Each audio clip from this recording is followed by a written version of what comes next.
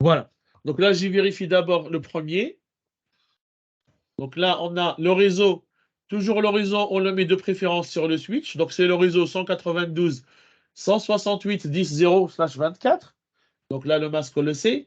Et le PC, c'est le point 10. Ça veut dire quoi? Je prends l'ID network, network ID. Et bien, le network ID, c'est ça. On rajoute le host ID. Donc l'adresse totale de notre PC, c'est le 192.168.10.10. Donc là, la vérification, ça me donne exactement ce qu'on nous demande. Il n'y a pas de problème. La passerelle par défaut, ça doit être cette interface-là du routeur, parce que c'est elle qui me permet à mon PC 01 pour sortir au monde extérieur. Et bien, ce point 1, donc je rajoute la partie network ID qui est le 192.168.10 et je rajouterai point 1. Là, de cette façon-là, je m'assure que j'ai bien paramétré la passerelle par défaut. Idem pour le PC2. Le PC2, par contre, il est sur le réseau 11, donc 192.168.11.10. Donc là, je vois très bien, c'est bon.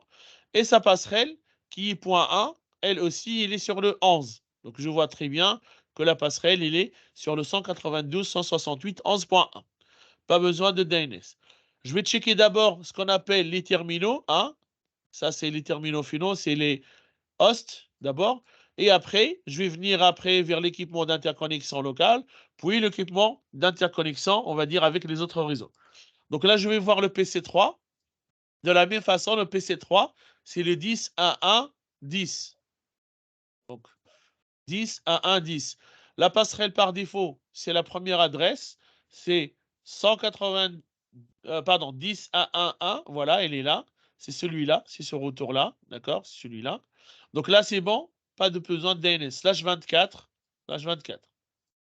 Donc là, PC4, pareil, de la même façon. Je dois vérifier. Donc son adresse 10.1.2.10, c'est bon.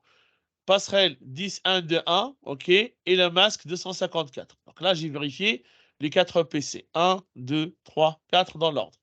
Maintenant, je vais vérifier les moyens d'interconnexion réseau local. Donc, c'est les switches. Donc, je vais vérifier S1. Donc là, configuration, première chose, le display name doit être la même chose que le host name. Sinon, ça nous poserait les problèmes après. Ça, c'est la première chose. La deuxième chose qu'on a, c'est de vérifier le, on va dire, le VLAN 1. Donc là, pour vérifier le VLAN 1, je dois faire ici. Hop. Donc là, la commande qu'on a eue tout à l'heure. Donc là, si vous ne l'avez pas fait, on le refait. Donc moi, normalement, je l'ai fait. Si je vais vérifier, je vais faire show interface VLAN 1. Donc là, il me donne toutes les informations qui sont liées à l'interface VLAN 1. Je vois que le VLAN 1 est up. OK. Hop. Et son adresse, c'est bien 192.168.10.2, comme on a demandé. D'accord? Si on ne sait pas comment le faire, ça va être conf T. Après, on va faire interface VLAN 1, entrée. Et là, on fait IP adresse. Et on va mettre notre adresse 192.168.10.2. Il ne faut pas se tromper sur l'adresse. Et on va mettre le masque juste après, en format décimal. On a fait entrée. On fait un no shutdown parce qu'on a besoin d'activer cette interface. Là, je sors. Là, vous voyez, j'étais dans le mode conf if, c'est-à-dire config if pour dire interface. Parce que je suis dans une interface. Maintenant, je sors de la configuration de l'interface. Et selon le document que je vous avais donné, on nous demande de rajouter le default gateway, la passerelle par défaut pour le switch. Donc la IP default gateway. Et la default gateway, c'est quoi? C'est notre passerelle du routeur. On a dans son réseau une seule gateway. Sur le PC, on l'a déclaré. Sur le switch, on l'a déclaré. Donc, IP default gateway 192.168.10.1. On n'a pas besoin de mettre le masque sur réseau. On a juste l'adresse IP. Là, la configuration de mon switch est terminée. Je fais un CTRL Z pour aller vérifier est-ce que l'information est correcte ou pas. Pour pouvoir afficher la configuration d'une interface, on fait show ou bien SH, les abréviations, interface, suivi par le nom d'interface. Donc, si je voulais afficher l'interface F00, ben je fais show interface F00. Mais là, pour moi, je veux afficher l'interface VLAN 1, à savoir que le VLAN 1, c'est ce qu'on appelle SVI, c'est l'interface de management, c'est celle qui nous permet de gérer le switch. Et par défaut, le VLAN natif, il est créé sur tous les équipements switch. Donc, on ne peut pas le supprimer. Quand je fais show VLAN 1, show interface VLAN 1, je vois très bien que mon adresse, elle est bien prise en compte. C'est le point 2, il est correct. D'accord? Voilà. Donc là, je vais vérifier sur le deuxième switch pareil. Est-ce que le host name et le display name sont le même? OK, il n'y a pas de souci. Maintenant, je vais aller au niveau du commande pour vérifier de la même façon. Je fais un CTRL Z ici. Et je fais show interface VLAN 1. Je vois qu'ici, l'interface VLAN 1, elle était bien entrée. Est-ce que ça correspond? Bah oui. 192.168.11.2/24. Il n'y a pas de souci. Et si vous voulez, je peux faire un show, tout simplement, running conf. Si je fais show running conf, il va me donner toute la configuration de mon switch. Donc là, je suis entré, je fais espace, et là, elle me donne toutes les interfaces. Espace, espace. Ce qui m'intéresse, moi, c'est de vérifier est-ce que j'ai bien mis la IP default gateway. Parce que si on n'a pas fait le IP default gateway, on ne peut pas prendre la main à distance sur ce switch-là à partir des autres réseaux locaux. D'accord? Donc là, pour moi, avec SHA ou running conf, ça me permet de voir toute la configuration. Les deux lignes à vérifier. C'est l'interface VLAN 1 si bien on a marqué le point 2, l'adresse qui est demandée. Et le default gateway si on a bien marqué le 1. Donc ça, c'est par rapport au switch 2. De la même façon, je vérifie le switch 3. Display name, host name, OK. Si vous voulez sauvegarder votre configuration, vous cliquez ici sur Save, ce que je vous avais dit hier. Et là, je fais un show running conf tout court. Espace, espace, espace. Et là, je vois que l'adresse IP de mon S3, c'est le 10.1.1.2. Ben oui, c'est ça. /24, parfait. Et la default gateway, c'est la 10.1.1.1. Donc là, c'est correct pour le switch 3. Et pour le dernier switch, voilà, on va essayer dans CLI, toujours. D'abord, pardon, vérifier le display name, hostname, c'est correct. Et on revient dans les commandes line. Ici, je vais mettre enable parce que je suis en mode exec, voilà. Et là, je fais show running conf. Donc, show running conf, on ne peut pas le faire dans ce premier mode-là, avec le supérieur. Il faut que ce sera en mode administration avec le dièse. Donc, show running conf. Espace, espace, espace. Je vois très bien que dans le switch niveau 4, le switch numéro 4, 10, 1, 2, 2, OK, /24. Et la passerelle, c'est 10, 1, 2, 1. Après avoir vérifié les 4 ordinateurs et les 4 switches, maintenant on va vérifier le routeur. On va prendre toujours dans l'ordre. Je prends le premier routeur. Le premier routeur, d'abord pour vérifier quelles sont les interfaces utilisées, il faut se rapprocher vers ce triangle vert. Donc, une fois qu'on se rapproche d'un triangle vert, hop, il va nous donner le nom. G01. De l'autre côté, c'est S00. Et de l'autre côté, hop, je dois juste mettre ça à côté. Et ça, c'est G00. Donc 0001. OK. Donc là, 00, c'est celui-là. D'abord, la première chose, m'assure que le display name, c'est le même que le host name. RA.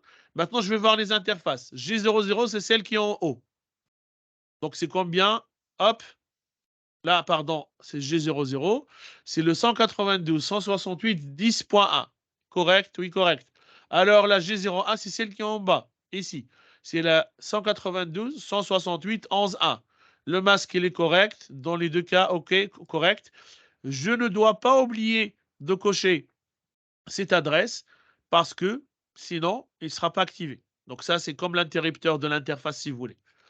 On a dit pour l'autre routeur, ça passe par cette interface-là qui est .225 et c'est la sériale S00. Sériale S00, 209, 165, 200, 225. /30, on a vu ensemble hier, /30, c'était 255 3 fois et 252 à la fin. Je ne dois pas oublier le on. De l'autre côté, je vais vérifier aussi la configuration. Pour l'instant, je n'ai pas encore fait de routage statique. D'accord? Je vérifie d'abord le display name et le host name. OK. Donc là, l'interface, je vais vérifier aussi les noms des interfaces. Celle-là, c'est S00. En haut, c'est quoi? C'est le G00. Et en bas, c'est G01. Parfait. Donc, on a gardé la même logique. Parfois, c'est intéressant de garder la même logique dans les interfaces. Donc celle-là, en haut, c'est le 10.1.1.1/24. OK. Et je fais le on. En bas, c'est la G01. C'est le 10.1.2.1/24 aussi. D'accord? Il n'y a pas de souci par rapport à ça. Et la céréale qui va vers l'autre routeur, c'est la pointe 226, OK, 209, 165, 220 et 226 avec le slash 32 et on a un. Voilà. Maintenant, on va faire les routages. Donc maintenant, la question qui se pose, sur ce routeur 1, quels sont les réseaux qui sont connus pour lui? Combien déjà? On a combien de réseaux que le R1, il connaît déjà? On a deux. On a 2. Lesquels? Il y a 192, 168, 10 OK. et 192, 168, 11. Et le rouge? Vous aimez pas le rouge? Le Parce que rouge, les c'est... réseaux que vous me dites, c'est-à-dire ils sont directement liés à une interface. C'est pour ça il les voit directement. Et celui-là aussi, il le voit directement, non? Ah oui. Donc on a 1, 2, plus celui-là. Donc lui, il est connecté directement au premier, deuxième et troisième. Donc qu'est-ce qui lui manque? Il lui manque celui-là et celui-là. Parce que là, le nombre de réseaux, si vous voyez, on a 5. 1, 2, 3, 4, 5. Il connaît déjà 3, il lui manque 2. Donc on doit lui rajouter la destination première et la deuxième destination. Idem pour le routeur 2, il voit 3 réseaux, 1, 2, 3. Il lui manque 1, 2. Est-ce que ça va par rapport à ça? Vous avez compris le principe ou pas? On compte d'abord le nombre de réseaux total. On regarde les nombres de réseaux qui sont directement liés au routeur. On ne les touche pas. Ça, il les voit directement. Pas besoin de se casser la tête. Et après, on va rajouter juste les routes vers les autres réseaux. C'est ça le Ouais, principe. jusque-là, ça va. Parfait. Donc là, maintenant, on va aller en pratique. Donc là, on a deux façons de le faire. Soit on va le faire soit avec les lignes de commande, soit on le fait avec le routage statique. Donc là, pour l'instant, on va le faire encore avec là directement l'interface. Il faut en être habitué. Tout le monde assure ça. Après, on va passer aux lignes de commande. D'accord? Donc là, sur le R1 à gauche, on a dit on va rajouter celui-là, le S3 et le S4. Le S3, le réseau S3, c'est le 10.1.1.0 avec le masque 3 x 255. D'accord? Et pour moi, le next hop, c'est-à-dire pour ce routeur-là, il doit arriver vers ce côté-là, il doit traverser ce petit point-là dans notre routeur qui est en face. N'est-ce pas? C'est ça le next hop. Est-ce que tout le monde est d'accord sur ça? Oui. Parfait. Donc, ce sera le 226. Donc, je vais noter, c'est le 209.165.200.226. Voilà, 226. J'ai rajouté. On a rajouté le premier switch 3, le premier réseau, pardon, ici. On va rajouter le deuxième. Donc, pareil, de la même façon, je vais juste changer ce 1 par le 2. Et les autres informations, ça reste pareil. Donc, le réseau, c'est le 10.1.2.0/24. Et le prochain saut, c'est le même, c'est le 226. Vous voyez? Là, je fais ajouter. Donc là, du coup, j'ai ajouté 2 réseaux. On va vérifier maintenant notre table de routage pour voir qu'est-ce qu'il contient. Donc, l'équivalent de ce que j'ai fait tout à l'heure, en ligne de commande, c'est ça. C'est IP, route, destination, masque, next hop. IP route, destination, masque, next hop. Donc, la même, comme on le fait avec les lignes de commande, ça sera facile aussi. Donc là, CTRL Z, je fais un show IP route. Et là, dans le show IP route, qu'est-ce que je dois voir? J'ai cette ligne-là pour dire que c'est une liaison directe. Donc, j'en ai 3 directs. 3 directs.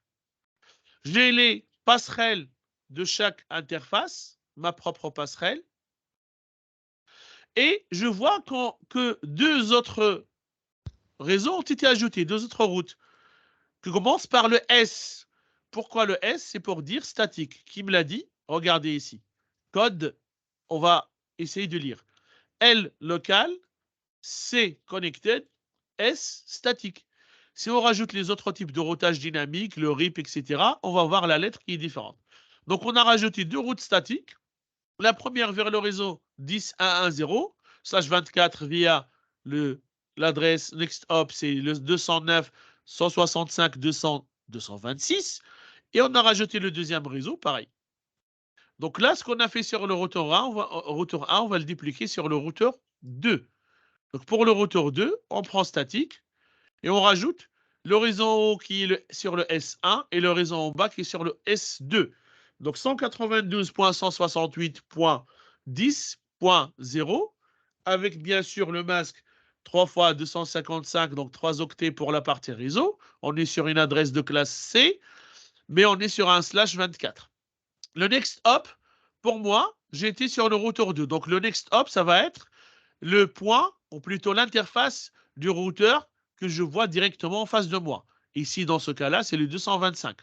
Alors, on va faire 209.165.200.225. Je clique sur Ajouter. Donc là, le réseau est ajouté. Idem, pour le deuxième réseau sur le S2, on va faire pareil. Donc, on va changer le 10 par le 11. Donc là, je change le 10 par le 11 et je clique sur Ajouter. On peut avoir une autre manière de faire tout ça, mais bon, quand on va arriver sur la route par défaut, etc. Mais là, pour l'instant, on va mettre de cette façon. Après avoir ajouté les 2 réseaux, je dois vérifier parce que peut-être ici, je l'ai fait, mais le routeur, il ne les a pas pris. Ça peut arriver, on ne sait jamais, on peut se tromper. Donc là, si je fais CLI, je vois que les dernières commandes que j'ai saisies, c'est IP route 192.168.10.0 avec le masque, avec le next hop, et j'ai rajouté le deuxième. Donc là, pour moi, j'ai rajouté les 2 routes sur notre... Hop. Je vais juste couper les micros parce que j'entends un peu de bruit.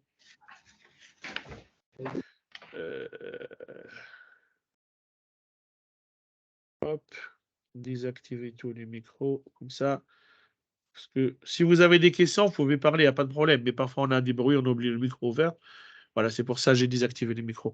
Donc voilà. Donc là, j'ai rajouté les routes sur les 2 routeurs. Maintenant, on va passer aux vérifications. Donc notre objectif, c'est de pinguer d'ici, pour l'instant, hein, parce que l'exercice, c'est pas seulement ça, mais on va rajouter même la partie de prise en main à distance avec ce qu'on vient de voir sur le console line, les mots de passe qu'on va mettre en place. Ça, c'est juste au moins, on assure que le routage, il est fait. Donc, je vais tester de bout en bout, c'est-à-dire je vais tester de PC1 vers PC3, de PC1 vers PC2 et de PC1 vers PC4. Pareil pour les autres. Donc, si je commence par le PC1, vous avez le droit soit d'utiliser, on a dit, les petites enveloppes directement, soit on utilise les commandes prompt, commandes comme Windows, hein, vous avez le CMD, on peut faire le ping. Donc, je vais utiliser d'abord avec les commandes, puis on utilise avec l'enveloppe. Donc là, la commande ECMP qui est ping, je vais pinguer le 10. D'abord, je vais pinguer ma passerelle à moi. Est-ce que j'arrive d'ici, PC, au moins vers mon routeur, vers, on va dire, ma passerelle par défaut. Donc là, je vais faire ping de 192.168.10.1. Donc là, je vois que j'arrive à pinguer mon routeur. Je vais commencer par ping de PC2. Donc, je vais faire le ping de PC2. Donc, pareil, 192.168.11.10. Là, on attend. Time out, request. Ah, oui. Donc, concrètement, ce qui s'est passé, j'ai envoyé 4 requêtes. À chaque fois, le ping sur Windows, on envoie par 4 requêtes, 4 paquets. D'accord? Donc là, j'ai envoyé les 4 premières requêtes, requests.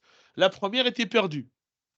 La deuxième et troisième, quatrième, je les ai. Donc là, j'ai 1 sur 4. Mais si je refais la commande une deuxième fois, normalement, là, je n'aurai pas de perte.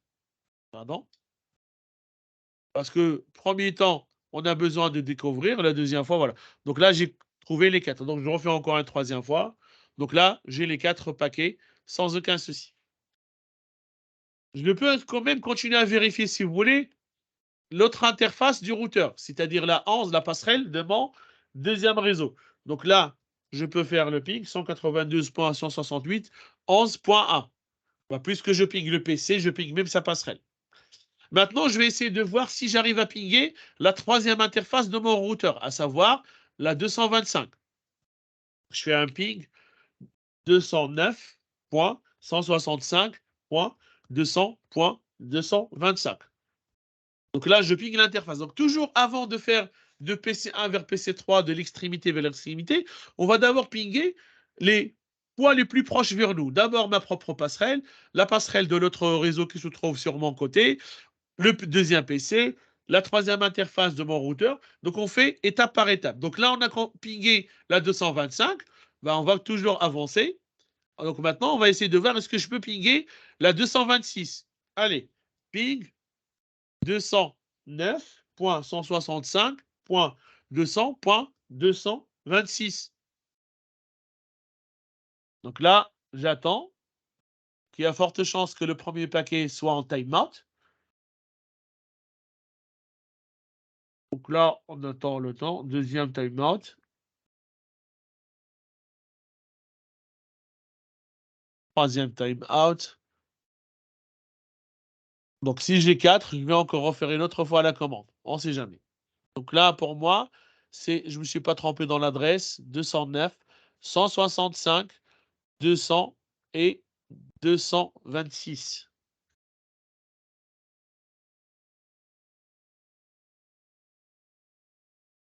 Parce que là, si j'arrive pas à pinguer cette adresse-là, c'est pas la peine de tester les autres adresses qui sont le 10.1.1.1 et le 10.1.2.1.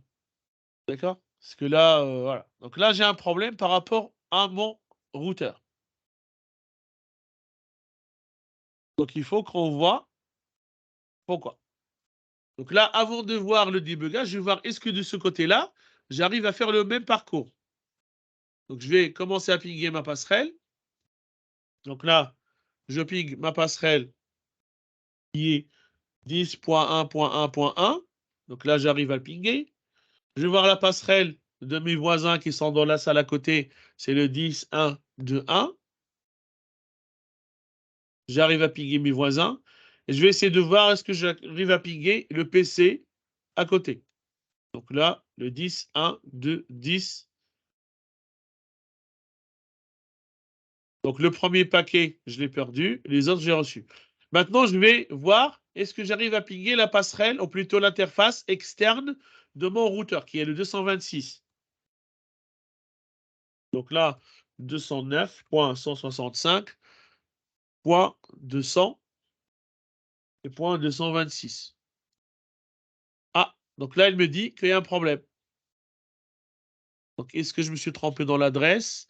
Donc, 209, 165, 200, voilà. Donc là, c'est-à-dire qu'apparemment, il y a un problème avec cette passerelle parce que j'essaie de pinguer, j'arrive jusqu'ici. Celle-là, j'arrive pas. Avec le PC3, j'arrive à pinguer ça et ça. Celle-là, j'arrive pas. Donc, il y a forte chance qu'on a un problème sur cette interface. Donc, on va vérifier est-ce qu'on n'a pas une erreur dans la saisie. Donc, c'est la S00. D'accord? Et on va voir au niveau de mon configuration S00. Est-ce qu'on ne s'est pas trompé sur quelque chose? Donc là, oui, à votre avis, l'erreur, est-ce que vous arrivez à la voir? Oui, Kevin, tu peux parler hein, si tu veux, parce que là, c'est juste que j'ai coupé le micro pour ne pas voir le son. Mais est-ce que vous voyez l'erreur? Non? Oui? Bon, ok. Bon, là, l'erreur, c'est ici. Au lieu de mettre 200, une erreur de saisie, on a mis 220. Donc là, hop, on va corriger en 200. C'est pour ça les vérifications, c'est très intéressant. La première fois, on essaie de vérifier rapidement. Si ça marche, c'est bien. Si ça ne marche pas, là, on va revenir encore un peu plus en détail. Hop. Donc là, je vais essayer de configurer, de pinguer. Et là, je vois que j'arrive à pinguer la 200, 226. Et tout à l'heure, j'ai un message. Il me dit que la destination est unreachable. Donc là, je n'arrive pas à joindre cette interface. Soit le câble qui est déconnecté, soit le câble qui est mal formé, soit peut-être, on va dire, l'interface qui est mal configurée. Donc il y a plusieurs cas possibles dans le débugage. Ici, on voit très bien qu'il y avait une erreur dans la saisie de l'adresse IP. Donc là, je l'ai corrigé. J'arrive à pinguer. Donc je continue avec le PC3. Est-ce qu'avec le PC3, j'arriverai à pinguer la passerelle de routeur 1 ou pas, la 225? Donc là, je change en 225. Ben, je vois que j'arrive à pinguer. Maintenant, je vais tester les autres interfaces du routeur. La 1 de l'autre côté. Donc là, je vais essayer de pinguer la 192.168.10.1. J'arrive à pinguer la première interface G00 du routeur. Après avoir pingé la S000, là, je vais essayer de pinguer la deuxième interface, la G01. Donc là, c'est 11 à la place de 10. J'arrive à pinguer. Il me reste maintenant les deux PC, le PC1 et le PC2. Je vais pinguer le PC1 qui est le 192.168.10.10. Voilà. Et je vais pinguer quand même le PC2 qui est sur le 11.10. Là, j'arrive aussi à le pinguer.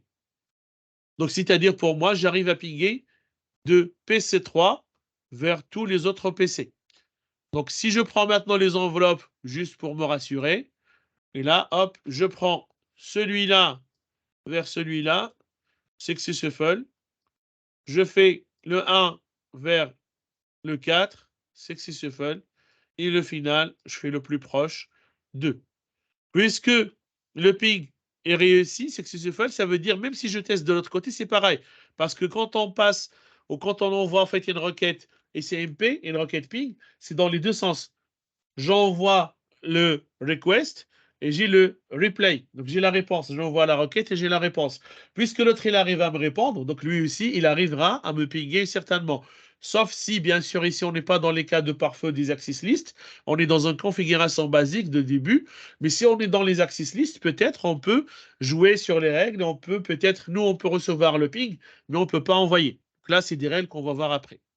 Voilà, de cette façon, j'ai terminé la configuration de mon, on va dire, le routage statique que je peux mettre là. D'accord? Donc là, j'arrête l'enregistrement.